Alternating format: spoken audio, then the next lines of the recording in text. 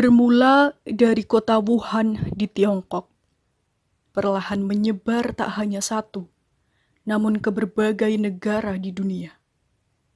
Pada tanggal 11 Maret 2020, WHO menetapkan COVID-19 sebagai pandemi.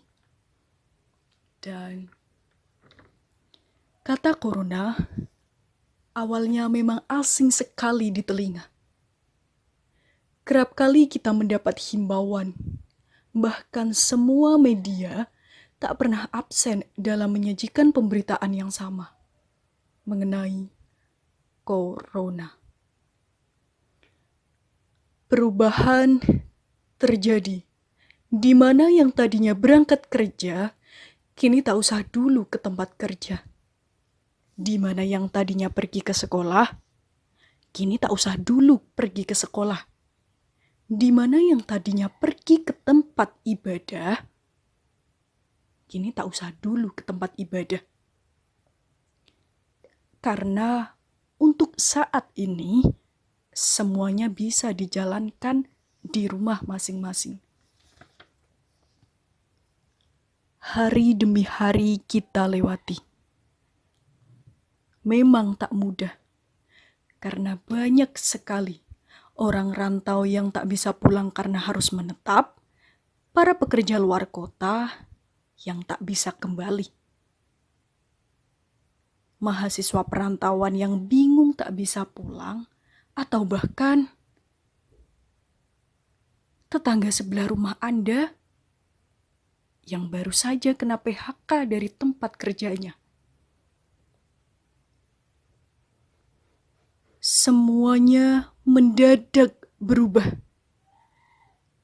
Walau keadaan seperti ini, jangan lupa dengan budaya sendiri.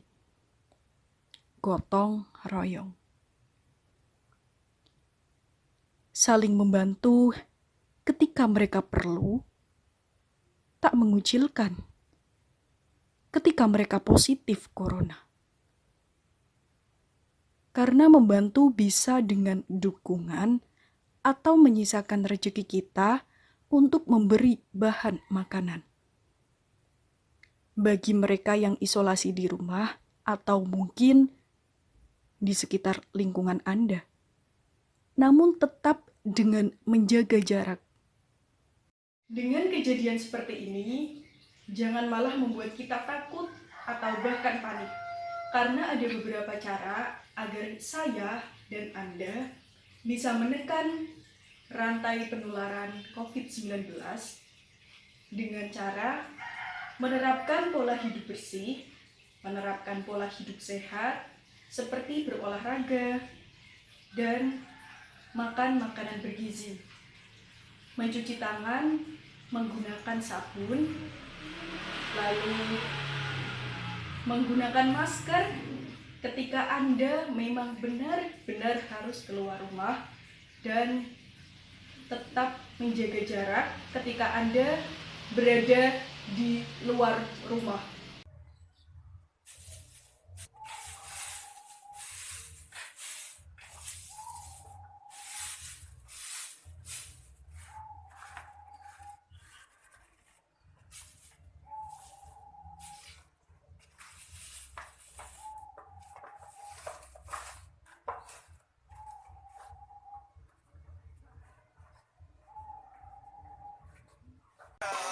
Push it to the edge, I won't back down, 'cause it's time to go hard or go home. One way up, no way out. I give it all for the family. We stay up, no bailouts. Give it all.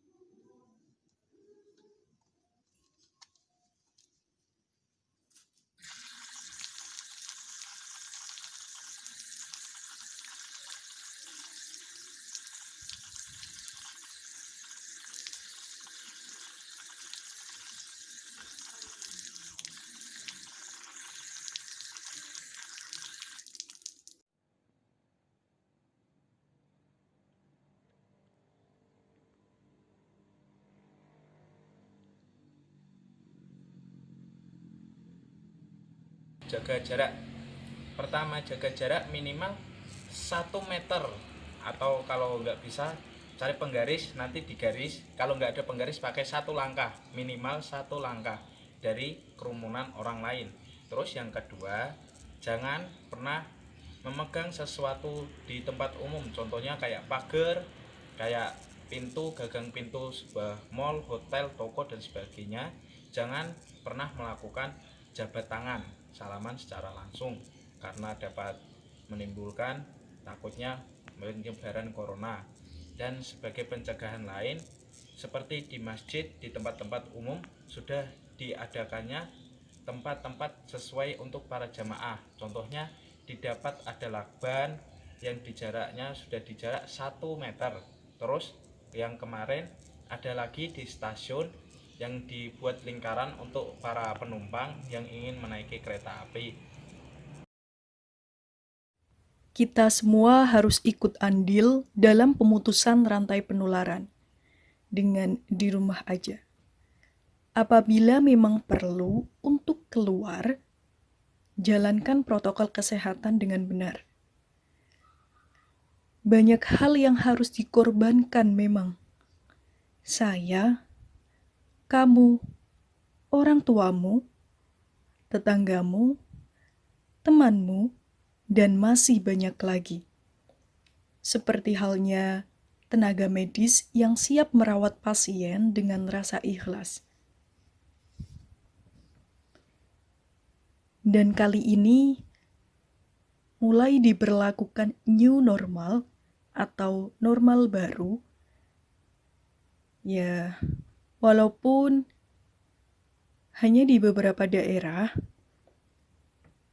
mulai dibukanya tempat ibadah, kantor, tempat wisata, pusat perbelanjaan, hotel, dan masih banyak lagi.